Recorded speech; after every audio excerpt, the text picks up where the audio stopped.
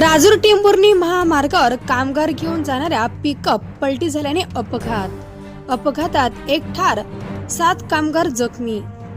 सर्व कामगार मध्य प्रदेश राज्यातील असल्याची माहिती। जालना जिल्ह्यातील राजूर टेंभुर्णी महामार्गावर गाडेगाव फाट्याजवळ भीषण अपघात झाल्याची घटना घडली आहे।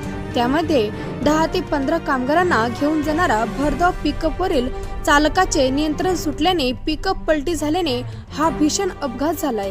अपघातात एक जण जागीच ठार झालाय तर 7 कामगार गंभीर जखमी झाल्याची माहिती समोर आली आहे। स्थानिक नागरिकांकडून जखमींना उपचारासाठी हलवण्यात येत असल्याची माहिती समोर आली असून पिकअप मध्ये असलेले सर्व कामगार हे मध्य प्रदेश राज्यातील असल्याची माहिती समोर आली आहे।